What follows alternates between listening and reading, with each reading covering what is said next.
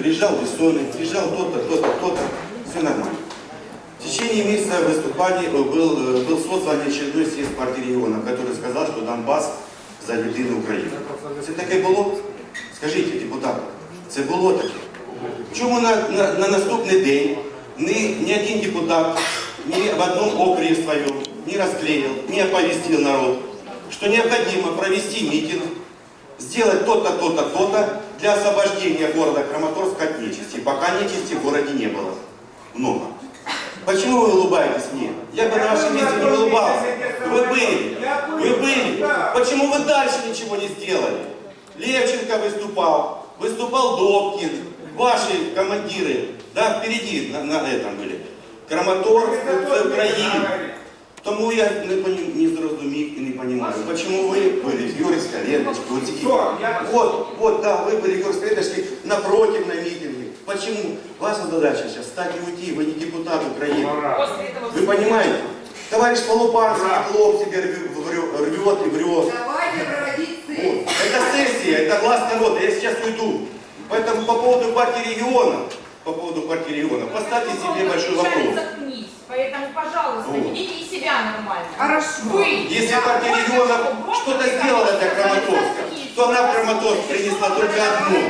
Разруху. Сейчас проведем сессию, я закончу. Вообще никто не знает. Скажите, Максим, вы на каком округе были депутатом? Ясногорск. Ясногорска вся вышла и стала против танков. Вся вышла против танков. Под прикрытием милиции. Потом стала Красногорка стала танками, против танки лупасов, да? Красноторка перекрыла. Кто там сидит? Есть представитель. Для вас мы теперь, горожане, будем мерилом всего, что вы делаете.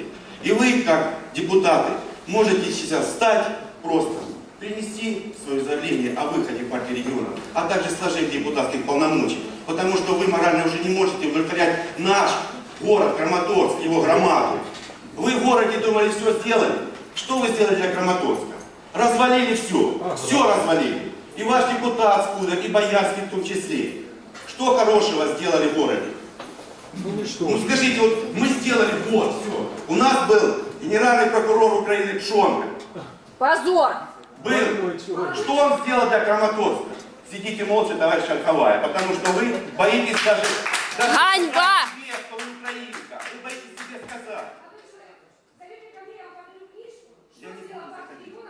Ничего не сделал. Это не лично, это дела, которые здесь сделали. Дела, которые здесь сделали. А дел нет.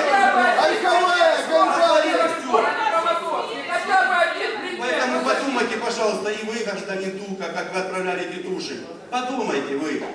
А Майдан прийшов до серця кожного, до серця. І тому, що ви не встали, не спіли гімн України, це вам ганьба. І, будь ласка, сделайте так, чтобы все спели гимн Украины. А вы боитесь? Вы думаете, что слово, что передается на закон?